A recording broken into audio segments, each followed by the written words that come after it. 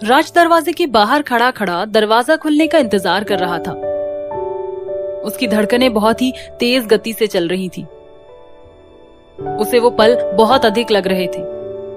उसने सोचा कहीं उसके कारण फ्लाइट मिस ना हो जाए।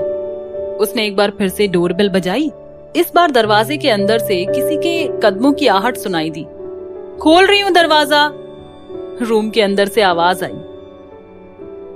जैसे ही दरवाजा खोला, राज के सामने लगभग 30-35 साल की एक लेडी खड़ी थी। राज ने सोचा शायद मधु की कोई टीचर हो। राज ने रूम के अंदर जाते हुए कहा, मधु कहाँ है? उधर से आवाज आई, मधु नहा रही है, अभी आई है तो थक गई है। लेकिन आपको मधु से क्या काम है और आप उसको कैसे जानते हो? राज को मधु से जल्दी ही मिलना था। एक तो वो वैसे ही परेशान था, ऊपर से मधु अंदर नहा रही थी। अब तो उसके दोस्त जल्दी ही फ्लाइट से चले जाएंगे और वो यहाँ अकेला रह जाएगा। पता नहीं मधु को कितना समय लगेगा। क्या करूं? रुकूं या चला जाऊं? राज के मन में यही असमंजस चल रहा था। तभी एक 10-12 साल की एक बच्ची बाथरूम से बाहर आई। राज ने उसे पास बुलाते हुए कहा, बेटा मधु दीदी को बुलाना। बच्ची ने राज की तरफ ऐसे देखा जैसे राज ने कुछ गलत बोला हो। क्या हुआ बेटा, आप मुझे ऐसे क्यों देख रही हो? मैंने कुछ गलत कहा क्या? राज पूरा बोलता उससे पहले ही उस बच्ची ने कहा, देखिए मेरी कोई दीदी नहीं है और मेरा तो खुद का नाम मधु है। आप कौन है? मॉम से मिलने आए हैं क्या? सॉरी, ओह गॉड, ये क्या हो रहा है? एक तो टाइम कम, ऊपर से किसी मधु का इंतजार कर रहा था। ये कौन है? ये भी अच्छा रहा कि ये जल्दी ही आ गई, वरना आज तो। पर अब मधु को कहाँ ढूंढूं? राज खुद से बात करते हुए कहने लगा, रिसेप्शनिस्ट के काउंटर पर जाकर बात करता हूँ। शायद उससे पता चले कि वो लोग होटल में रुके हुए हैं या चले गए। पर मैं उससे जाकर पूछूंगा क्या? राज के पास एयरपोर्ट जाने के अलावा अब कोई रास्ता नहीं था। राज बहुत उदास था। उसकी उदासी आंखों में साफ साफ झलक रही थी। लेकिन अब वो क्या कर सकता था? लेकिन किस्मत को शायद कुछ और ही मंजूर था। राज होटल के रिसेप्शनिस्ट काउंटर के पास पहुंचा ही था कि वहां उसने मधु और उसकी टीचर को रिसेप्शनिस्ट से बात करते हुए देखा। लेकिन वो वहां तक पहुंचता उससे पहले ही वो दोनों वहां से रवाना हो गए। राज के कदम बहुत तेजी से बढ़ रहे थे, लेकिन वो मधु से कुछ कदम दूरी पर रह गया और वो वहां से निकल गई। अब वो क्या कर सकता था? उसके कुछ कदम की दूरी उसके लिए बहुत ही अधिक दूरी बन गई। उसने मधु के बारे में जानकारी के लिए आखिरी कोशिश की। उसने रिसेप्शनिस्ट से जानना चाहा कि वो लोग कहां से हैं और अभी कहां गए हैं। राज ने रिसेप्शनिस्ट से कहा, क्या आप बता सकते हैं कि अभी जो एक लड़की और औरत खड़े थे वो किस रूम में ठहरे और वो लोग अभी कहां गए? रिसेप्शनिस्ट ने कहा, सॉरी सर, हम ऐसे किसी की भी जानकारी नहीं दे सकते। क्या आप उन्हें जानते हैं? हाँ, लेकिन इतना ही कि वो आपके होटल में रुकी हुई थी और वो लड़की गोल्ड मेडलिस्ट थी। लेकिन मुझे ये जानना है कि वो लोग अब भी यहाँ ठहरे हैं या अब कहाँ गए हैं? वो लोग आज होटल छोड़ चुके हैं। जाते समय उनका पर्स काउंटर पर छूट गया था, उसी को लेने आए थे। कहाँ गए ये जानकारी मेरे पास नहीं है। होटल में रुकते समय आप जो जानकारी लेते हैं, क्या वो मुझे दे सकती हैं? प्लीज, बहुत अर्जेंट काम है, प्लीज। सॉरी सर, मैं ये जानकारी आपको नहीं दे सकती हूँ। राज के बार बार रिक्वेस्ट करने पर रिसेप्शनिस्ट ने मधु की टीचर का नंबर राज को देते हुए कहा, ये लीजिए सर, ये नंबर अभी जो आई उनकी टीचर का है। राज अपने आप से कहने लगा, कोई बात नहीं, मधु ना सही टीचर ही सही, उनसे मधु के नंबर को लेकर बात कर लूंगा। नहीं से जो मिला वही सही। लेकिन फिर राज के मन में एक काश रह चुका था कि काश वो अपने दिल की बात मधु से कह पाता। लेकिन फिर भी उसके दिल में इतना सुकून था कि मंजिल तक पहुंचने की कुछ तो राह मिली। राज टैक्सी लेकर जल्दी ही एयरपोर्ट पहुंचना चाहता था ताकि वो अपने दोस्तों के पास जा सके, ताकि उसकी फ्लाइट मिस ना हो। एयरपोर्ट पर दिल्ली की फ्लाइट का अनाउंसमेंट हो रहा था। राज के सभी दोस्त आपस में बात कर रहे थे कि राज अभी तक क्यों नहीं आया। करण ने परेशान होते हुए कहा, पता नहीं ऐसा क्या जरूरी काम था जो राज अभी तक नहीं आया, न कॉल किया। फ्लाइट का अनाउंसमेंट भी हो गया, पता नहीं राज कब आएगा। रितेश ने तसल्ली से कहा, ठीक है, मैं उसे कॉल करके पूछता हूँ कि वो कब तक आएगा, कितना समय लगेगा। रितेश ने कॉल करने के लिए जैसे ही मोबाइल निकाला, उसे सामने से राज आता हुआ दिखाई दिया। अरे वो देखो, राज आ रहा है। थैंक गॉड टाइम पर आ गया। मैंने तो सोचा पता नहीं कब तक पहुंचेगा। राज जैसे ही उन सबके पास पहुंचा वैसे ही सब बहुत खुश हुए और उन्होंने कहा, कुछ भी कहो, अपना राज समय का बड़ा पाबंद है। लेकिन राज को बहुत अफसोस हो रहा था कि वो समय रहते मधु से बात क्यों नहीं कर पाया। काश वो मधु से पहले कुछ कह पाता, तो शायद आज उसे पता होता कि मधु उसके बारे में क्या सोचती है। लेकिन वो कहे या नहीं, पर आज वो एक काश लेकर जा रहा था कि काश वो कह पाता। उसे लग रहा था कि सही समय आएगा तब कहेगा, लेकिन आज उसने सबक ले लिया था कि सही समय आता नहीं, बनाना पड़ता है, वरना जिंदगी में काश रह ही जाता है। रितेश ने राज से कुछ जानने की इच्छा रखते हुए पूछा, क्या हुआ राज, क्या सोच रहे हो? और जिस जरूरी काम के लिए रुके थे वो हो गया क्या? और ऐसा क्या जरूरी काम था, हमें भी बताओ ना। राज की आवाज में भारीपन था, उसका दर्द उसकी आवाज से साफ झलक रहा था। राज ने अपने दोस्तों से कहा, जिस जरूरी काम के लिए रुका था वो तो पूरा ही नहीं हुआ। यदि पूरा होता तो तुम लोगों को जरूर बताता।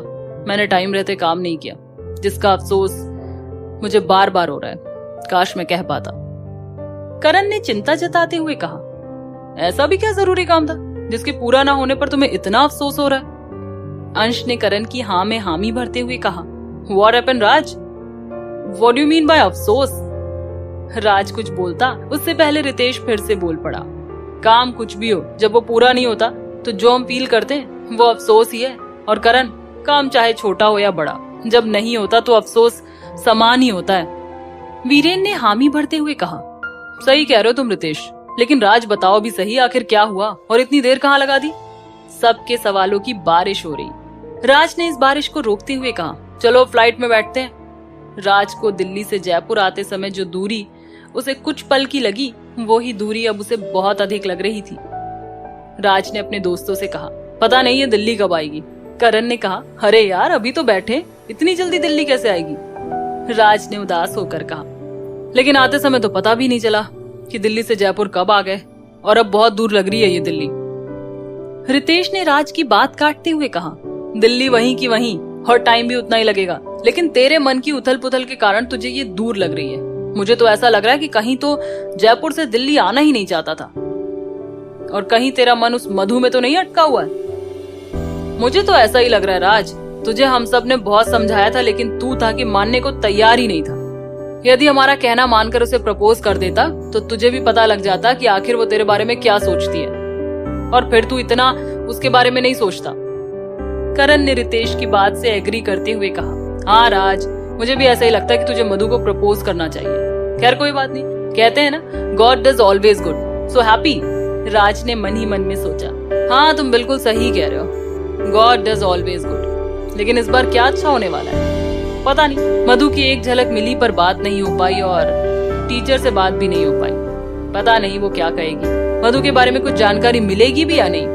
राज और उसके दोस्त जयपुर से दिल्ली और ओटावा पहुंचने तक बस इसी तरह बातें करते जा रहे थे। बाद में धीरे धीरे सभी दोस्त अपने अपने कामों में व्यस्त हो गए। राज भी अपने आप को व्यस्त करने में लग गया था। जब उसे मधु की टीचर से बात करने का पता चला कि मधु की शादी हो चुकी है। राज ओटावा में अपने बिजनेस सेटल करना चाहता था, लेकिन उसे सुकून नहीं मिल रहा था। उसने अपने डैड से सलाह लेकर इंडिया में अपना बिजनेस सेट कर लिया। उसने मधु को भुलाने के लिए बिजनेस में अपने आप को पूरी तरह डुबो लिया था, लेकिन मधु इस तरह से उसके सामने आएगी उसने सोचा भी नहीं था। उसने मधु की फाइल से उसकी फोटो को अच्छी तरह देखा। ये वही मधु थी। किस्मत ने एक बार फिर से उससे मिलाया था, लेकिन अब चाह कर भी वो उसे अपने दिल का हाल नहीं बता सकता था, क्योंकि वो अब किसी और की अमानत थी। राज अपने आप से, मैं कभी सोच भी नहीं सकता था कि किस्मत मेरे साथ ऐसे मजाक करेगी। मैं जिसे अपना बनाना चाहता था वो मेरे सामने इस तरह से आएगी। आज जब मैं पूरी तरह से इन यादों को भूल चुका था, तब वो मेरे सामने इस तरह से आएगी और पुरानी यादें इस तरह से फिर मेरे सामने घूमने लगेंगी। राज अभी भी अपने ख्यालों में खोया हुआ था। तभी रामू काका राज के पास आए और कहने लगे, राज बेटा, आज कुछ ज्यादा काम है क्या? पूरा स्टाफ घर जा चुका और तुम अभी भी काम कर रहे हो। ये फाइल कुछ ज्यादा इम्पोर्टेंट लगती है। मैं जब से देख रहा हूँ तुम इसी के पन्ने पलटते जा रहे हो। इतने दिनों में कभी भी इतनी चाय नहीं पी तुमने। क्या बात है, ऐसा क्या खास है इस फाइल में? राज फाइल को टेबल पर रखते हुए बोला, नहीं रामू काका, ऐसी कोई बात नहीं है, बस कुछ पुरानी यादें घूम फिर कर सामने आ गई थी, बस वही याद करके फाइल को देख रहा था। अच्छा रामू काका बताइए ना, अब तक कितनी चाय पी चुका हूं मैं? रामू काका ने मजाकिया लहजे में कहा, बेटा मैंने गिनी नहीं, लेकिन हाँ चाय तुमने आज बहुत पी ली है। अच्छा ये बताओ, आज यहीं रुकने की इच्छा है या घर जाओगे? राज ने जवाब दिया, घर ही जाऊंगा, जो भी काम होगा अब मैं घर से ही कर लूंगा, और हाँ कल सुबह जब वो आए तो उसे कहना कि एक बार मुझे आकर मिले। राज के खुद से सवाल करता और खुद ही जवाब देता। आखिर उसे इस काम की क्या जरूरत पड़ी? कल सुबह जब वो काम पर आएगी तब उससे बात जरूर करूंगा कि ऐसा क्यों, इतनी इंटेलिजेंट लड़की को इतनी छोटी सी नौकरी की क्या जरूरत आ गई? आखिर क्या हुआ ऐसा कि उसे अपने आप को इस छोटी सी नौकरी में ही संतुष्ट होना पड़ा? वो मधु से कल मिलने पर जरूर पूछेगा। राज ने ये सब सोचा, लेकिन अगले ही पल खुद से ही कहने लगा, नहीं मुझे मधु से कुछ नहीं पूछना चाहिए।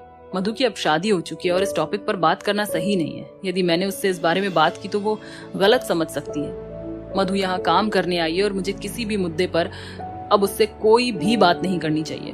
हाँ ये सही है। राज ने अपना बैग उठाया और रामू काका को आवाज दी, रामू काका चलिए अब घर चले।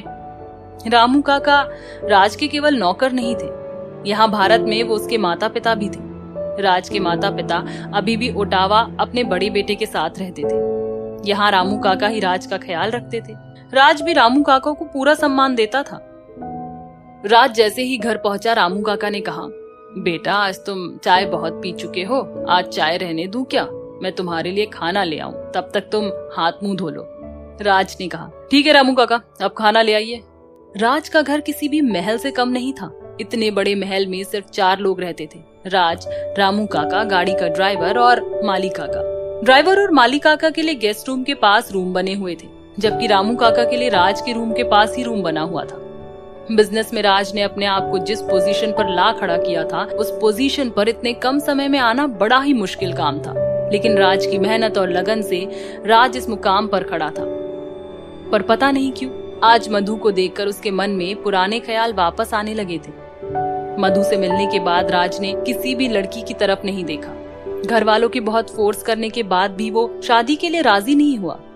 जब भी राज की शादी के लिए कहते, राज का एक ही जवाब होता, इस टॉपिक पर मुझे कोई बात नहीं करनी। उस समय वो अच्छे वक्त का इंतजार कर रहा था, लेकिन आज वो अपने काम के लिए इतना डेडिकेटेड था कि अच्छा वक्त खुद उसके पास चला आता। राज के सपनों को पंख लगने ही वाले थे कि रामू काका ने कहा, राज बेटा खाना खा लो। लाइए काका। बेटा खाना डाइनिंग टेबल पर लगा कर आया हूँ, तुम्हारी तबीयत तो ठीक है ना, या खाना यहाँ लेकर आऊं? रामू काका की आवाज से चिंता साफ दिखाई दे रही थी। नहीं काका, मैं बिल्कुल ठीक हूँ, आप बिल्कुल चिंता मत कीजिए। चलिए मैं हॉल में आ रहा हूँ। लेकिन तुम अभी भी ऑफिस की ड्रेस में ही हो, तुमने ड्रेस चेंज भी नहीं की। पक्का तुम ठीक हो या डॉक्टर को फोन करके बुलाऊं? मैं ठीक हूँ, आप चलिए, अभी ड्रेस चेंज करके आता हूँ। राज मन ही मन में, ये रामू काका भी ना, थोड़ा बहुत कुछ हुआ नहीं कि डॉक्टर को बुलाऊं, ये करूं वो करूं, बिल्कुल मॉम के जैसे हैं, बस थोड़ी सी बात पर चिंता करने लग जाते हैं। राज ड्रेस चेंज करके खाना खाने बैठता है, लेकिन खाना भी अच्छा नहीं लग रहा था। बरसों बाद आज फिर सपनों में सिर्फ मधु ही थी, लेकिन अब मैं उसके बारे में इतना क्यों सोच रहा हूँ? वो किसी और की है। कहने को कहते हैं भगवान सब अच्छा करता है, लेकिन इसमें क्या अच्छा है? अब जब मधु किसी और की है तो वो फिर से मेरी जिंदगी में किस लिए आई है? उधर मधु भी घर आने के बाद अपने ऑफिस के इंटरव्यू को ही याद कर रही थी। राज का चेहरा उसकी आंखों के सामने घूम रहा था।